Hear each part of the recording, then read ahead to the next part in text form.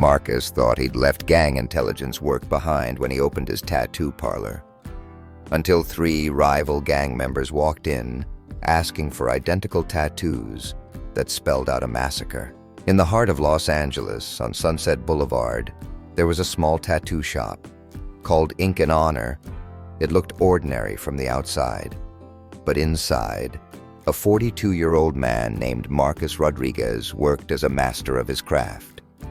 Customers knew him only as a skilled tattoo artist.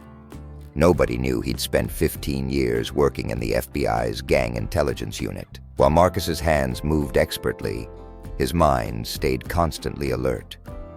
He'd examine every customer's tattoos, search for gang symbols, decode connections. But he no longer used this information. Those days were behind him. At least, that's what he thought.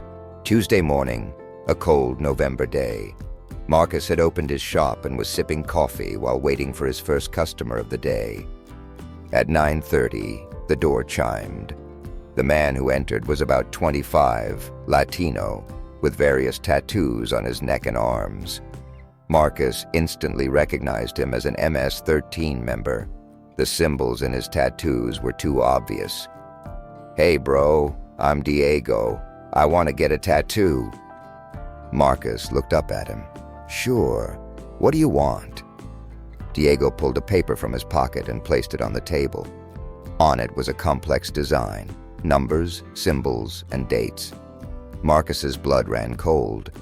This wasn't just a tattoo design. This was a code system. "I want this design exactly. Don't change anything." Marcus studied the design. The numbers indicated coordinates. The symbols designated target groups. The dates. Marcus's stomach churned. This was an attack plan. This is a pretty complex design. "Why is it so special?" Diego shrugged. "It has personal meaning." "Can you do it?" Marcus thought. If he didn't do this tattoo, Diego would go to someone else. But if he did it, he'd be complicit in a crime. "I need to research this a bit. Come back tomorrow. It'll be ready." Diego left, but Marcus wasn't at ease. He photocopied the design and opened his old FBI files. He still had a database of various gang codes on his computer. After 2 hours of research, he learned the terrible truth. This design encoded a mass attack plan at a school in the Boyle Heights area. The coordinates showed the school's location, the symbols indicated target numbers, and the dates showed the timing of the attack. Marcus's hands were trembling, but there was something worse.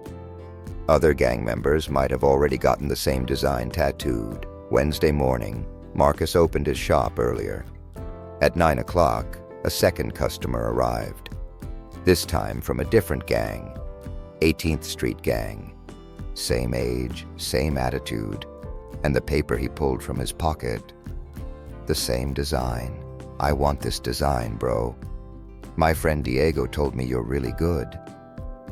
Marcus was confused. Diego was from MS-13. This guy was from 18th Street. These two gangs were enemies. Why were they getting the same tattoo? "Is this design popular? Has anyone else gotten it?" "I don't know, bro. This is just what I want." Marcus made a third copy. This time he tried a different approach.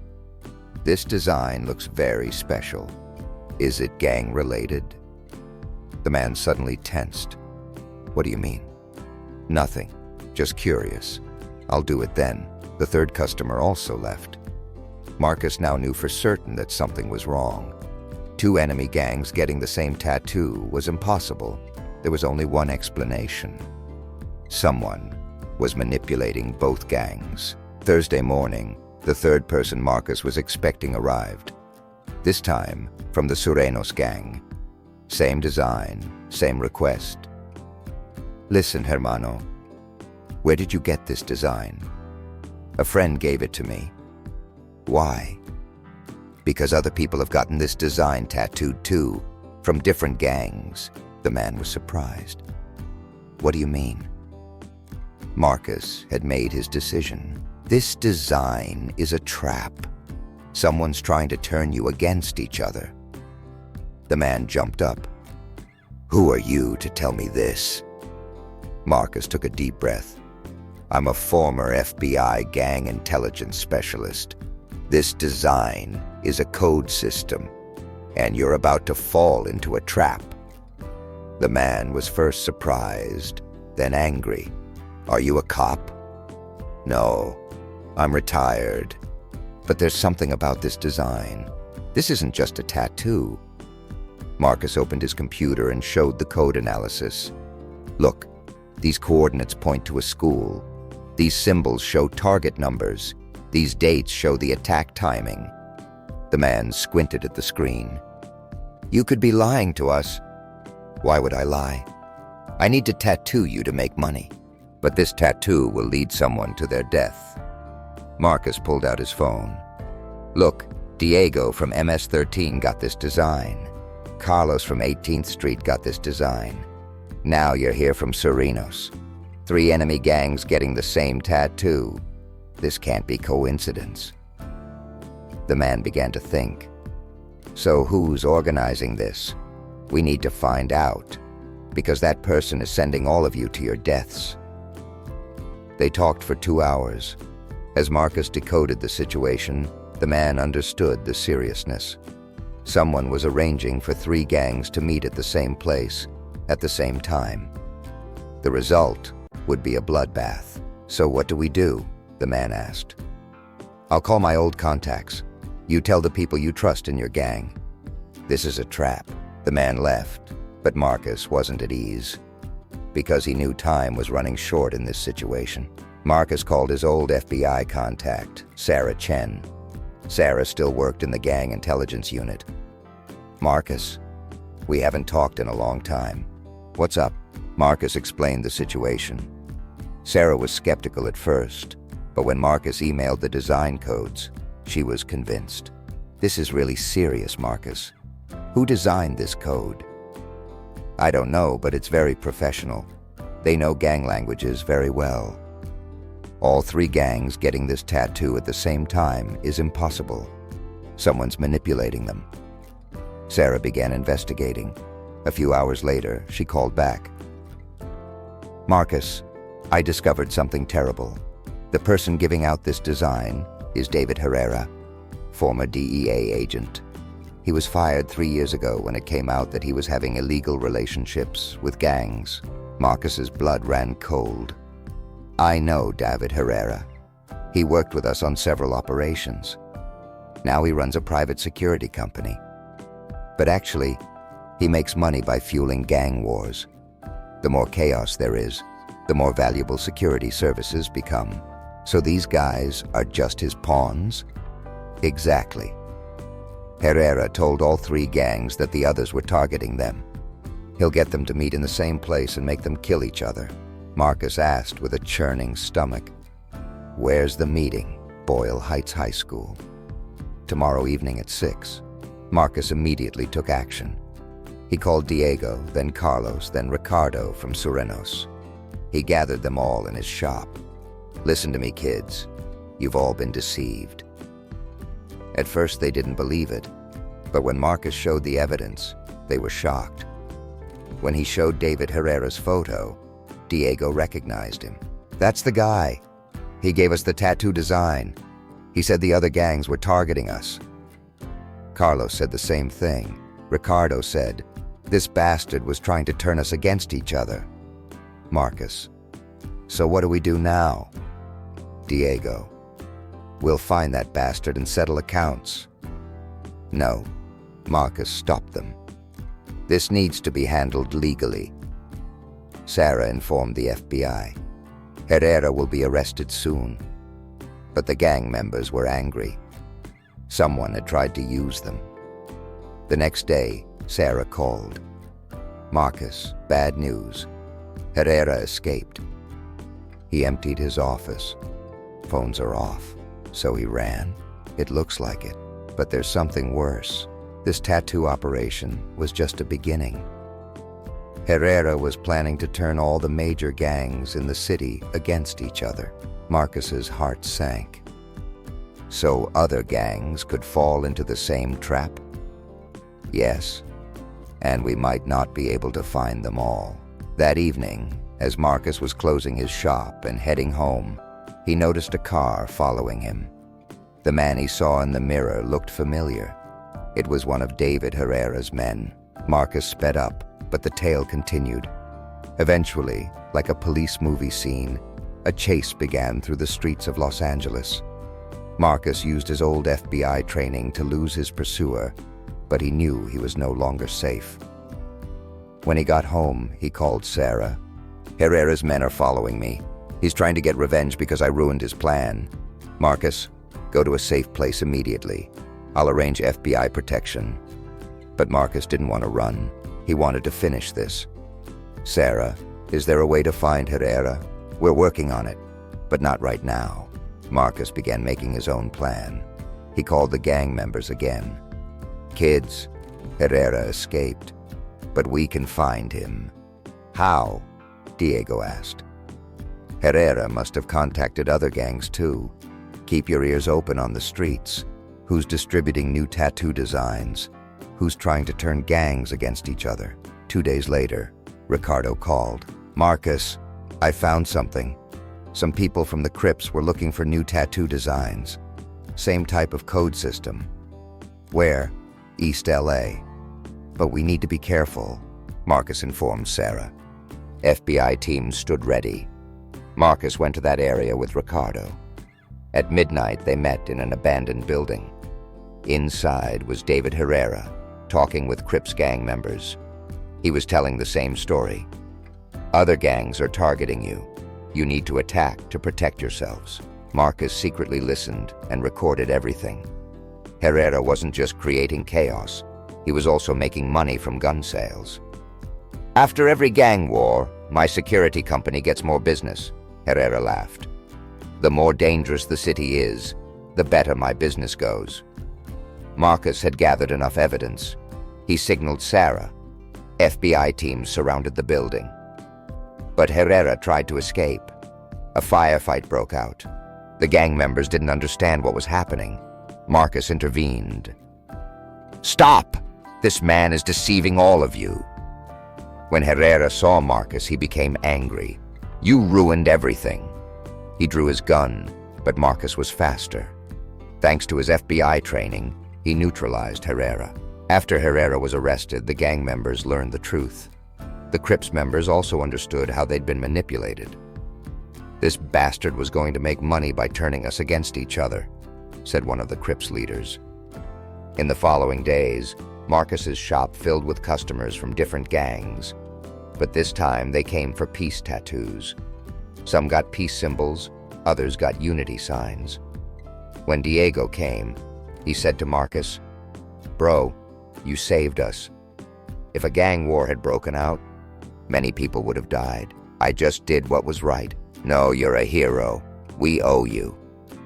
A week later, Sarah stopped by the shop. "Marcus, I have an FBI offer. Would you like to return to the gang intelligence unit?" Marcus put down his tattoo needle and thought. "No, Sarah. I'm happy here. But if situations like this arise, I'll help. What about your safety? Herrera might have more men." "The gangs are protecting me now." Marcus smiled. MS-13, 18th Street, Surenos, Crips.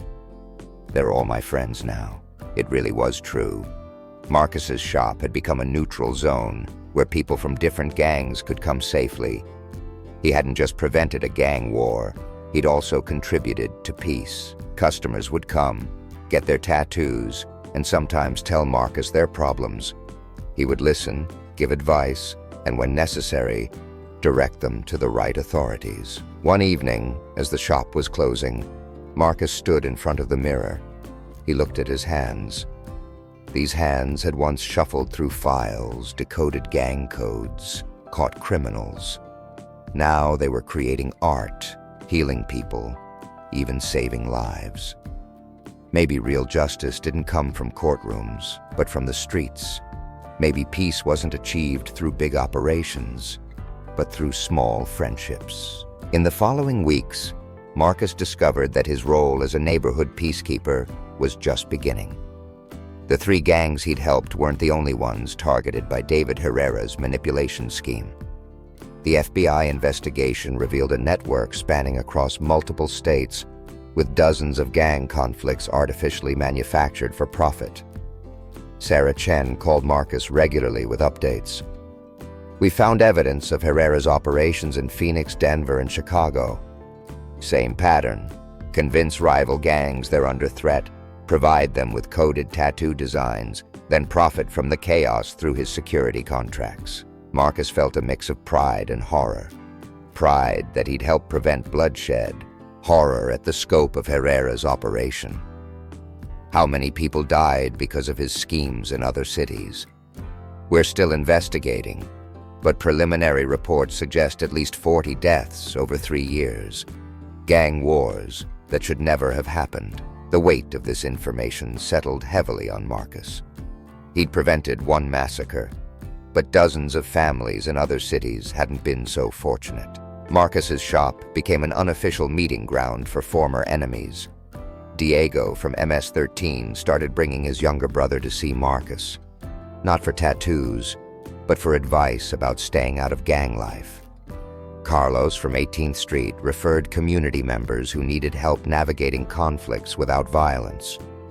Ricardo from Surenos even brought his girlfriend when she needed someone to talk to about domestic violence. "You know," Diego said one afternoon while getting a cover-up tattoo over his old gang symbols, "before all this happened, I thought respect only came from fear. But what you did, that was real respect. You didn't threaten us or try to control us. You just told us the truth."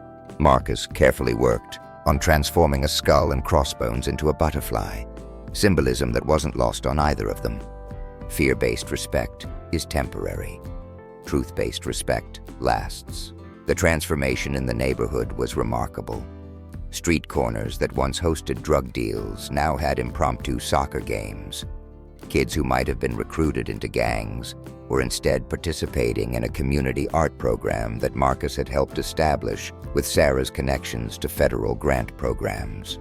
But Marcus's new role also brought new dangers. 3 months after Herrera's arrest, Marcus was closing his shop when he noticed a black SUV parked across the street. The same vehicle had been there the previous night. His FBI training kicked in. Pattern recognition, threat assessment, escape route planning. Instead of going to his car, Marcus ducked back into his shop and called Sarah. "I think I'm being watched again. Black SUV, tinted windows, been there 2 nights running. Stay put. I'm sending backup." 20 minutes later, FBI agents surrounded the vehicle. Inside, they found 2 men with weapons and surveillance equipment. During questioning, they revealed they were working for a private military contractor hired by clients unknown. Someone wanted Marcus silenced, but the money trail led to shell companies and offshore accounts. "This goes deeper than just Herrera," Sarah explained to Marcus the next day. He was part of a larger network. Private military companies, corrupt officials, international arms dealers. Your intervention didn't just stop a gang war. It exposed a multi-million-dollar operation. Marcus felt like he was being pulled back into a world he'd tried to leave behind. "Sarah, I just want to run my tattoo shop and help people. I don't want to be looking over my shoulder for the rest of my life. I understand. But Marcus, you've become a symbol. Gang members across the country have heard about what happened here. Some are reaching out to FBI field offices, offering information about suspicious activities in their communities. You've started something." That evening, Marcus stood in his shop surrounded by his artwork, designs covering the walls, photographs of happy customers, peace symbols and unity images that had replaced the violent imagery that once dominated neighborhood walls. His phone rang. "Marcus? This is Detective Janet Rivers, Chicago PD. I hope you don't mind Sarah Chen giving me your number. We have a situation here that matches what you dealt with in LA." Marcus listened as Detective Rivers described a similar pattern. Rival gangs receiving identical tattoo designs, coded messages, mysterious outside influences encouraging violence. Would you be willing to consult on this? We could really use someone with your background and recent experience." Marcus looked around his shop one more time. The comfortable life he'd built was quiet, safe, predictable. But outside these walls, people were facing the same manipulation and violence he'd helped prevent. "Send me the details," he said finally. "I'll take a look." Over the next 6 months, Marcus became an unofficial consultant to law enforcement agencies across the country. He'd review gang tattoo designs, decode suspicious symbols, and help identify artificial conflicts before they turned violent. His shop remained his base, but his influence extended far beyond Los Angeles. The work wasn't without personal cost. Marcus had to hire security for his shop after 2 more attempted surveillance operations. His relationship with Linda became strained as the stress of his double life returned. She'd thought the dangerous part of his career was over. "I knew you'd never really left that world," Linda said one evening after Marcus returned from a consultation trip to Atlanta. "I just hoped you had." "This is different," Marcus tried to explain. "I'm helping prevent violence, not causing it. But you're still in danger. And that means we're in danger." Linda was right, and Marcus knew it. But he also knew that his unique combination of skills and experience was saving lives. The question was whether he could continue this work without losing everything else that mattered to him. The answer came in an unexpected form. Sarah Chen called with a proposition from the FBI. "Marcus, we want to create a new program, community-based violence intervention specialists, people with backgrounds like yours who can work in their own neighborhoods, identify artificial conflicts, and prevent gang violence before it starts. You'd be the first pilot, coordinator. What would that mean exactly? You'd keep your shop, stay in your community, but you'd also train other former law enforcement and military personnel to do similar work in their areas. Full FBI support, but none of the traditional bureaucracy. Think of it as grassroots intelligence gathering for peace." Marcus discussed the offer with Linda that night. To his surprise, she was more supportive than he'd expected. "If you're going to keep doing this work anyway, at least this way, it would be official. And if you're training others, maybe eventually you won't have to travel so much." The program launched 6 months later. Marcus trained 12 other specialists across different cities, teaching them to recognize gang manipulation schemes, decode tattoo symbolism, and build trust within their communities. Each specialist operated out of legitimate businesses, barbershops, auto repair shops, restaurants, places where people naturally gathered and talked. Diego, now completely out of gang life and enrolled in community college, sometimes helped with the training sessions. "You saved my life twice," he told new trainees during one session. "Once when you stopped the war, and again when you showed me there was another way to live." The program's success exceeded everyone's expectations. In its first year, they identified and prevented 14 planned gang conflicts, arrested 23 individuals involved in artificial gang manipulation, and established peaceful dialogue between previously hostile groups in 8 cities. Marcus's shop evolved too. The back room became a private consultation space where gang members could confidentially report suspicious activities. The main shop area displayed artwork celebrating peace and community, murals created collaboratively by former enemies, portraits of neighborhood children, symbols of hope and unity. On the 5-year anniversary of preventing the Boyle Heights incident, Marcus stood before a conference of law enforcement officials, community leaders, and former gang members. He was receiving a civilian commendation for his contributions to violence prevention. 5 years ago, I thought I was just a tattoo artist who'd noticed something suspicious, Marcus said to the audience. I learned that ordinary people in the right place at the right time can make extraordinary differences. But more importantly, I learned that peace isn't just the absence of violence. It's the presence of justice, understanding, and hope. The audience included Diego, who now worked as a youth counselor. Carlos, who'd started a construction company that employed former gang members, and Ricardo, who'd become a community organizer. In the back row sat Linda, finally comfortable with her husband's role as both artist and peacemaker. After the ceremony, a young woman approached Marcus. She had the bearing of someone accustomed to authority, but wore civilian clothes. "Mr. Rodriguez, I'm Agent Maria Santos, FBI. I was inspired by your program to leave military intelligence and join the Bureau. I'm starting a similar initiative in my hometown of San Antonio." Marcus smiled, remembering his own transition from intelligence work to community service. "It's not easy work, but it's worth it. Remember, trust is earned one conversation at a time." That evening, Marcus returned to his shop for one final task.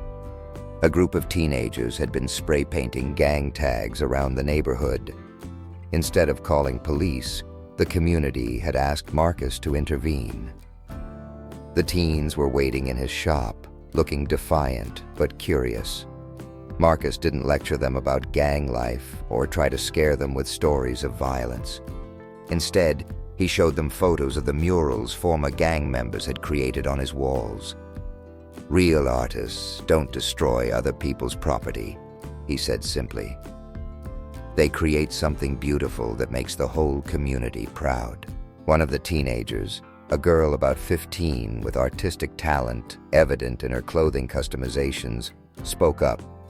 "How do we know you're not just trying to snitch on us?" Marcus understood her suspicion. In communities like theirs, trust was rare and precious. "I'm not here to get you in trouble. I'm here to show you possibilities you might not have considered." He spent the next 2 hours teaching them basic design principles, showing them how real tattoo artistry worked, explaining the difference between art that brought people together and symbols that drove them apart. By the end of the evening, the teenagers had agreed to help paint over their tags and replace them with a community mural. The girl who challenged him asked if she could volunteer at his shop on weekends. "If you're serious about learning," Marcus replied, "be here Saturday morning at 9. As Marcus locked up his shop that night, he reflected on the unexpected path his life had taken. 5 years ago, he thought his purpose was to stay invisible, to leave his past behind and live quietly. Now he understood that sometimes hiding your gifts is a disservice to everyone who could benefit from them. Marcus Rodriguez was still just a tattoo artist, but he was a tattoo artist who'd learned that ink and skin could tell stories of transformation, that former enemies could become allies, and that one person's willingness to act on what they knew was right could prevent countless acts of violence. The city slept peacefully around him, and Marcus knew that in small ways, in quiet moments, in one conversation at a time, he was helping keep it that way, and that was more than enough. What an incredible story of an artist who became an unlikely peacemaker. Marcus Rodriguez proves that sometimes the most important battles are fought not with weapons, but with wisdom and courage. Subscribe to One Human, One Story for more incredible tales of hidden heroes who make a difference. Like this video if Marcus's quick thinking and bravery impressed you. Comment below. Have you ever discovered something suspicious that turned out to be more dangerous than you thought? How did you handle it? Share this video with someone who believes in the power of doing the right thing. What's your take? Do you think there are more people like Marcus out there? Ordinary citizens with extraordinary backgrounds just waiting for the right moment to act.